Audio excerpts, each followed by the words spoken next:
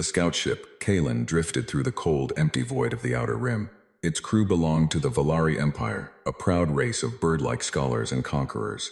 For 300 years, the Valari had believed they were the oldest and most advanced civilization in the galaxy. They had built a massive empire, conquered dozens of primitive worlds, and established the Great Galactic Council to rule over all known space. They thought they knew everything about the history of the stars. Commander Valen stood at the center of the bridge, his feathers rustling with impatience. The ship's sensors had picked up a strange energy signal coming from a dead star system. This region of space was known as the Silent Zone. No living species dared to enter it, because it was completely empty of life, filled only with broken planets and asteroid fields. "Status report," Valen commanded, his sharp eyes fixed on the view screen. "We are approaching the third planet, sir," said the science officer, a young Valari named Lyra. Her hands flew across the glowing control panel. "The energy signal is coming from the planet's surface, but it makes no sense. This planet has been frozen and dead for millions of years. There should be no power grids operating here." The Kalen entered the planet's orbit. On the screen, a massive gray world appeared. It was covered in thick layers of ice and dust. But as the ship's cameras zoomed in, the crew gasped. Underneath the ice, there were shapes, massive, geometric shapes that could not be natural. They were the ruins of gigantic cities, stretching across entire continents. "By the ancestors," Valen whispered. "An ancient civilization. Before our empire." "Sir, the energy signature is a beacon," Lyra said, her voice shaking. "It just activated because our ship crossed the system's outer border. It is a data broadcast. It is repeating a single message in a completely unknown language, using a primitive but incredibly powerful radio frequency." "Can you translate it?" Valen asked, stepping closer to her console. "The ship's main computer is trying to decode it using ancient linguistic patterns," Lyra replied. She waited as the bars on her screen turned green. "It is done." The message is short. It says, "We were here. We reached the stars. Remember us." Valen stared at the screen. The Valari thought they were the first to build cities in space. They thought they were the creators of history. But these ruins were older than the Valari race itself. "Scan for technology," Valen ordered. "We need to know who built this. We need to know how they died." The scout ship descended into the upper atmosphere. The true scale of the ruins became clear. There were metal towers that pierced through the clouds, frozen in time. There were massive shipyards floating in pieces around the moon, large enough to build ships that could swallow the Kalen whole. The sheer size of everything was terrifying. Lyra looked at her readings and frowned. "Sir, I am checking the structural material of these buildings. It is a dense alloy of iron and titanium, reinforced with carbon nanotubes. It is incredibly heavy and durable. The energy required to mine and shape this much metal is beyond our current Imperial production capacity." "That is impossible," Valen snapped. "The Valari Empire commands the resources of 50 systems. Then whoever lived here commanded something much greater," Lyra said softly. They landed the ship in a massive plaza that had been cleared of ice by the thermal heat of the active beacon. Valen, Lyra, and a squad of armed soldiers put on their environmental suits and stepped out into the freezing air. The wind howled through the canyons of metal and stone. They walked toward a large, dome-shaped structure where the beacon was located. Inside, they found a massive chamber filled with glowing crystals and rows of ancient machinery. In the center of the room stood a large pedestal. Floating above the pedestal was a three-dimensional projection of a creature. The creature stood on two legs. It had no feathers, no scales, and no armor. It had smooth skin, hair on its head, and two forward-facing eyes filled with an intense, unbreakable light. It looked fragile compared to the powerful Valari, yet the projection held an aura of absolute confidence. "Is this them?" the soldier captain asked, raising his weapon nervously. "Lower your gun," Valen said. "They have been gone for millions of years." Lyra stepped forward and touched the pedestal. The projection changed. Images began to flash across the room. They saw fields of green, blue oceans, and billions of these two-legged creatures building their first wooden ships, then their first steel cities, and then their first rockets. They saw a history of endless struggle, war, disease, and survival. The creatures called themselves humans. The Valari crew watched in silence as the history of humanity unfolded before them. They saw that humans had faced disasters that would have wiped out the Valari. Their planet had suffered ice ages, asteroid impacts, and brutal global wars. Yet every time they fell, they stood back up. They did not give up. They rebuilt bigger and stronger than before. Then, the images showed humanity leaving their planet. They did not build elegant, floating ships like the Valari. They built massive, blocky, brutal warships made of thick steel and heavy armor. They moved across the galaxy like a storm of industry. They mined entire asteroids in days. They altered the climates of planets to fit their needs. They did not look for harmony with the universe, Valen observed, his voice full of awe and fear. They forced the universe to bend to them. Look at the dates, Commander, Lyra whispered, pointing to the galactic map being displayed. According to these star charts, this human civilization existed 2 billion years ago, before the Valari learned to use fire, before the Galactic Council was even an idea in the minds of the ancient species, before the great empires, there were humans. Suddenly the ground shook. The glowing crystals in the room changed color from soft blue to a deep warning red. The human projection disappeared, replaced by a massive red warning symbol and a loud booming voice that echoed through the chamber. The language was different now, translated automatically by the pedestal's ancient system into the Valari tongue. Warning, the voice said. Intruder signature analyzed. Technological level, suboptimal class, developing species. This archive is now locked to prevent cultural contamination. The automated defense systems are initializing to protect the sector from primitive exploitation. We need to leave now, Valen shouted. They ran out of the dome just as the ground opened up around the plaza. Massive metal pillars rose from the ice. Glowing beams of energy shot into the sky, creating a massive shield network around the entire continent. The ancient human machinery was waking up after billions of years, and its power was overwhelming. The crew scrambled back onto the Kalen and lifted off immediately. As they flew away into space, they looked back at the planet. The ice was melting rapidly as massive automated factories under the surface turned on, glowing with red heat. The entire world was transforming, responding to the presence of outsiders. Back on the bridge, Valen stared at the view screen. The dead planet was no longer dead. It was a sleeping giant that they had accidentally disturbed. Commander, Lyra said, her face pale. I managed to download a small fraction of the archive before it locked us out. It contains a list of coordinates, thousands of them, all across the galaxy, all inside the Silent Zone. Valen looked at the map. The Silent Zone was not an empty wasteland. It was a giant tomb, or perhaps a giant sleeping chamber, belonging to a species that had mastered the galaxy before anyone else was even born. We must return to the capital immediately, Valen said, his voice trembling. The Emperor and the Council must know about this. We thought we were the rulers of this galaxy, but we are just children playing in the ruins of giants. We must pray that they stay asleep. The Great Galactic Council chamber was filled with the voices of 1,000 different alien species. The air was thick with the scent of various atmospheres and the humming sound of translation droids. At the center of the room sat the High Counselors, representing the 3 most powerful empires in the galaxy, the Valari, the Krell, and the Xylos. They were debating trade routes and border disputes, confident in their absolute authority over the universe. Suddenly, the heavy doors of the chamber flew open. Commander Valen stepped inside, followed by Science Officer Lyra. They looked tired, their clothes stained with dust from a distant world. The guards tried to stop them, but Valen pushed past them, holding a glowing data core in his hand. High Counselors, Valen shouted, his voice echoing through the massive hall. I request an emergency hearing. The safety of the entire galaxy is at stake.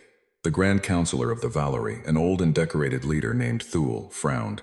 Commander Valen, you have abandoned your scouting mission in the Outer Rim. Interrupting a council session is a serious crime. What could possibly justify this madness? We found something in the Silent Zone, Valen said, stepping onto the central presentation platform. We found proof that we are not the first. We found an ancient power that existed long before the Council, before our empires, and before our history even began. The chamber fell silent. Then, a wave of laughter broke out among the delegates. A Krell representative, a massive creature with rocky skin and 4 arms, laughed loudly. An ancient power. The Silent Zone is empty space. There is nothing there but rocks and dead stars. You have been staring into the void for too long, Commander. Valen did not hesitate.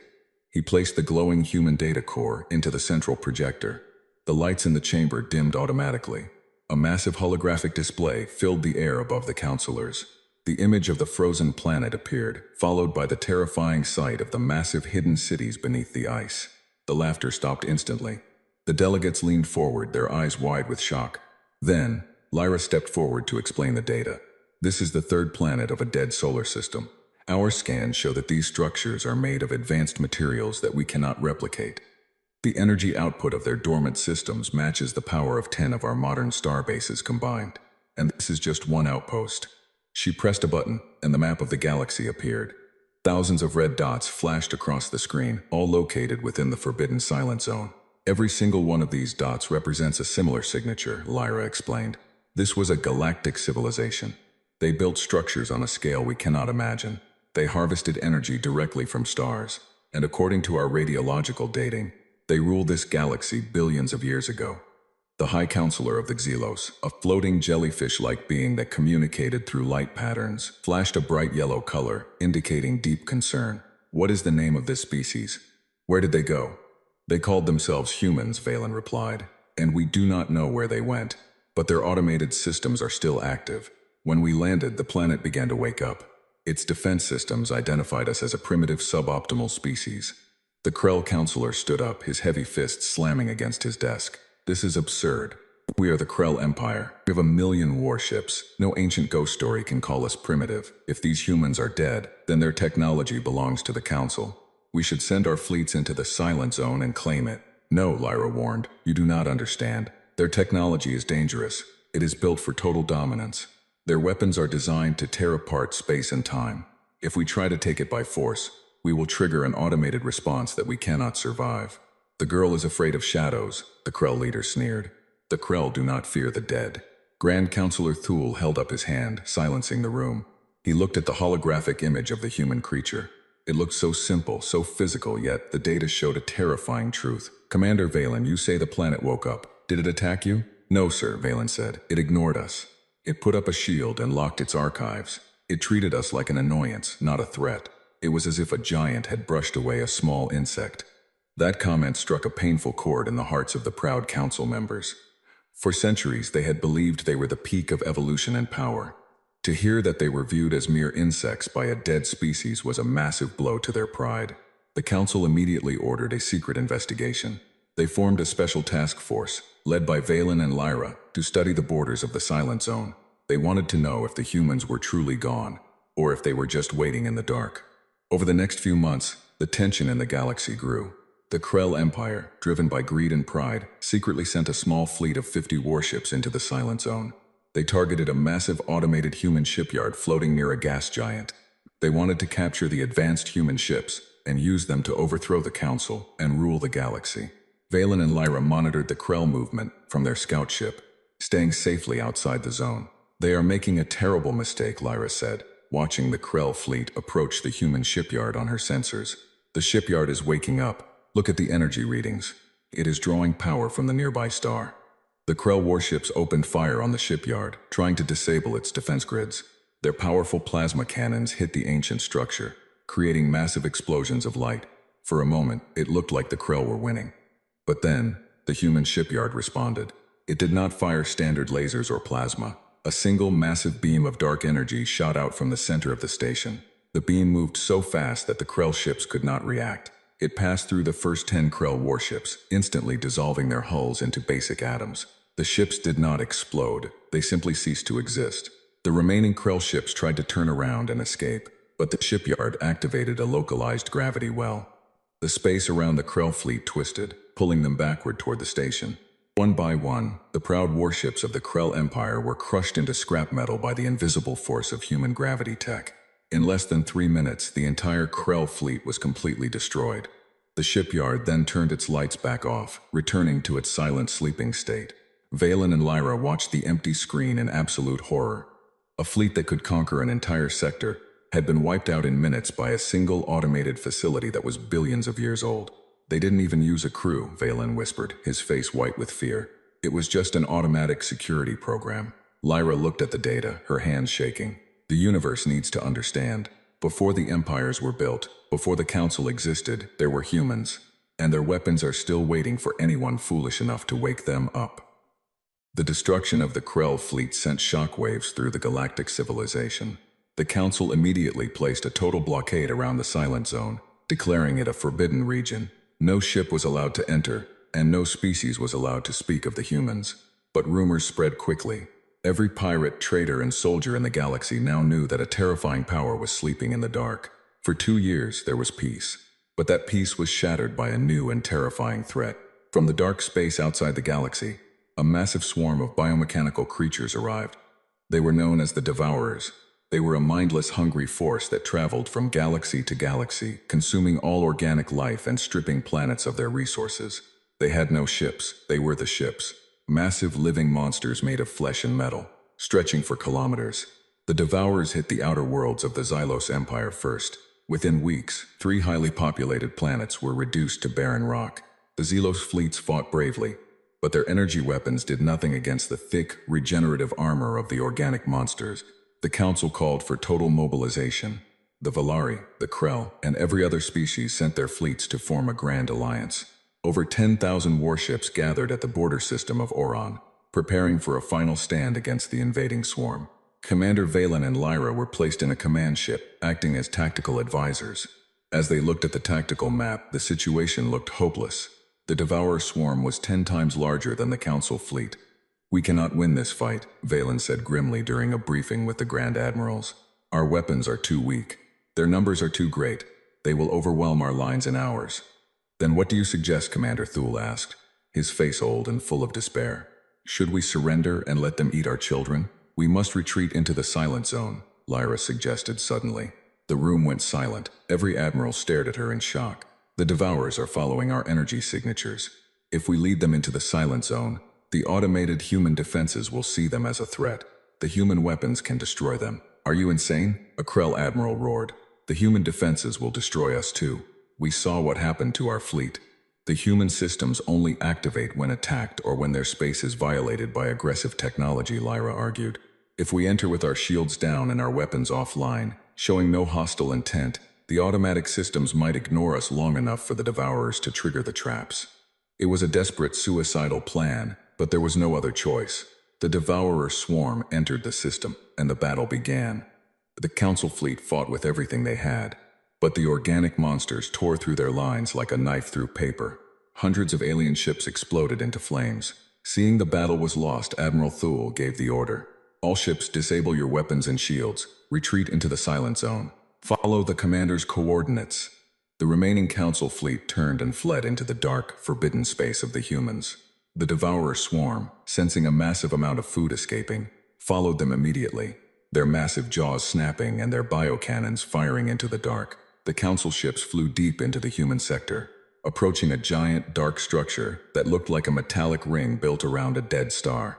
This was a human Dyson ring, an ancient engineering marvel. As the alien ships approached, they kept their systems completely dark, moving only on basic momentum. The Devourers arrived a moment later, screaming through the void, firing their biological weapons at everything. They landed on the metal ring, trying to tear it apart to find resources. For a few minutes, nothing happened.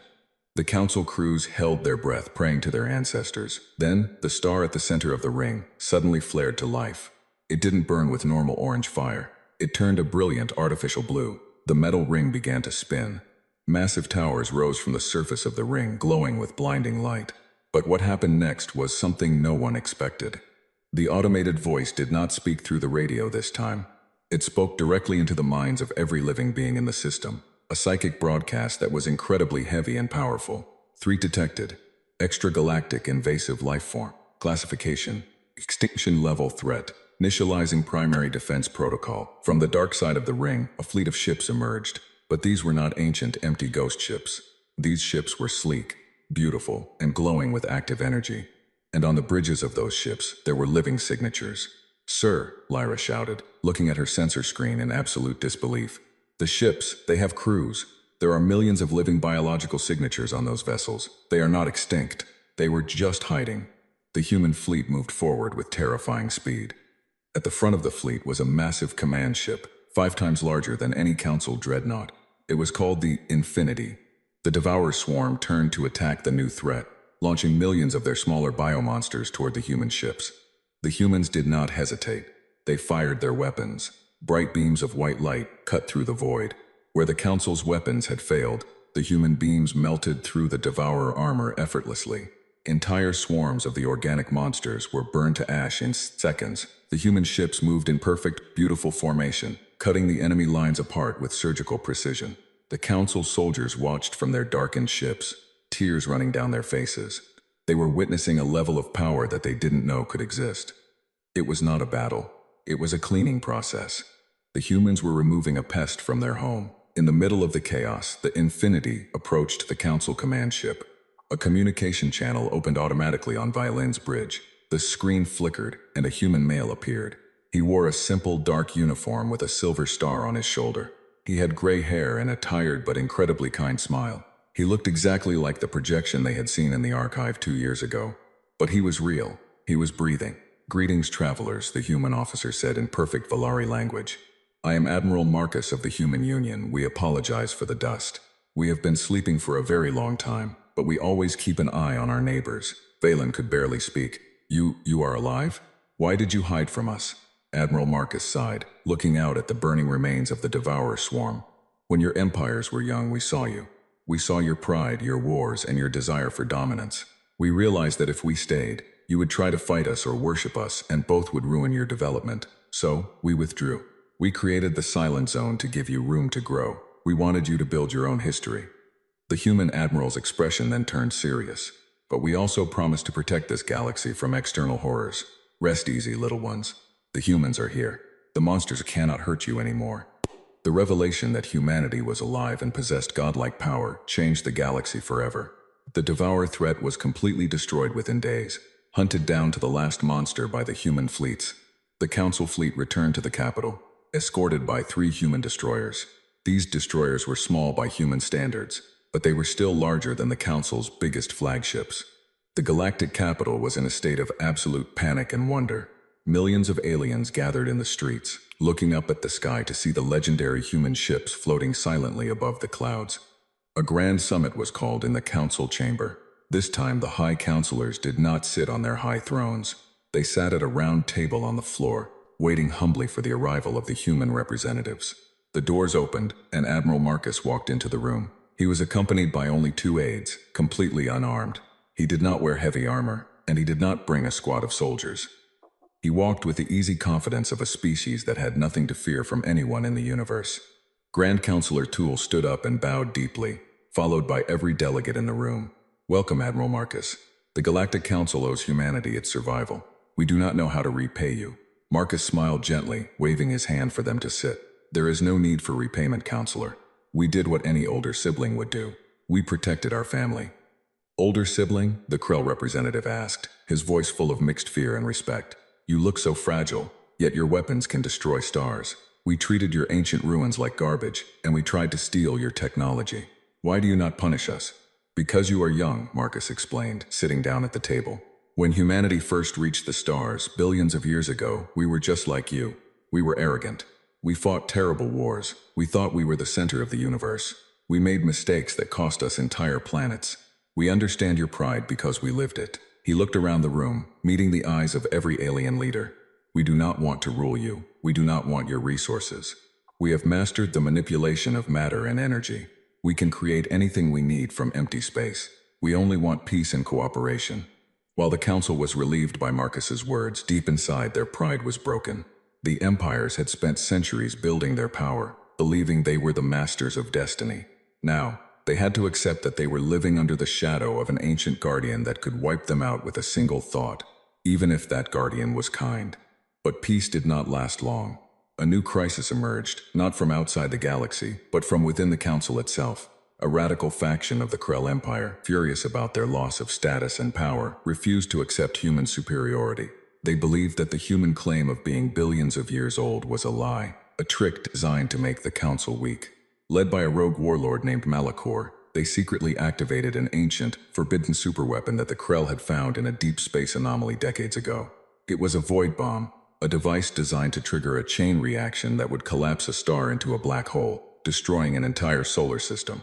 Malachor's fleet seized control of the Oron system, a vital trade hub where millions of innocent civilians lived. He sent a broadcast to the entire galaxy, demanding that the humans leave the galaxy immediately and turn over all their technology to the Krell, or he would detonate the bomb and destroy the system. In the council chamber, the news caused absolute chaos. "The Oron system has 20 billion lives," Thule screamed. "Malachor is insane. He will destroy us all." Admiral Marcus remained perfectly calm. He stood up from the table and looked at the holographic screen showing Malachor's fleet. "Warlord Malachor," Marcus said into the communication system, "you are making a mistake that your species cannot afford. Turn off the weapon and surrender." On the screen, Malachor laughed, his rocky face twisting in anger. You do not scare me, human. You claim to be gods, but you are just flesh and blood. If you step into this system, I will press the button, and 20 billion people will die with me. Marcus did not argue. He looked at Valen and Lyra, who were standing nearby. Would you like to see how humanity handles a temper tantrum? Marcus asked quietly. Before Valen could answer, Marcus tapped a small device on his wrist. Infinity, activate the chronostatic field in the Oron system. Target the weapon and the hostile fleet. In the Oron system, Malachor stood on his bridge, his hand hovering over the detonation button. I will show them the power of the Krell, he shouted, slamming his hand down onto the button. Nothing happened. Malachor blinked, looking at his console. He tried to move his arm again, but he realized he couldn't. He looked out the view screen and gasped. The entire universe had stopped moving. The plasma fires burning in space were frozen in time. The dust floating in the air was completely still. The countdown timer on the void bomb was stuck at 0:01. The humans had not just used a weapon. They had stopped time itself in a localized area around the enemy fleet. A human strike team, moving through the frozen time field using advanced phase suits, walked right onto Malachor's bridge. They calmly disconnected the void bomb, disarmed the Krell soldiers, and placed Malachor in stasis handcuffs. 2 minutes later, Marcus tapped his wrist again. Time resumed in the Oron system. Malachor suddenly found himself on the floor of his bridge, completely disarmed, with human soldiers standing over him. His fleet was surrounded by human warships that hadn't been there a second ago. The void bomb was gone, replaced by a simple human flag. The entire event was broadcast live to the council chamber. The alien leaders stood in stunned, absolute silence.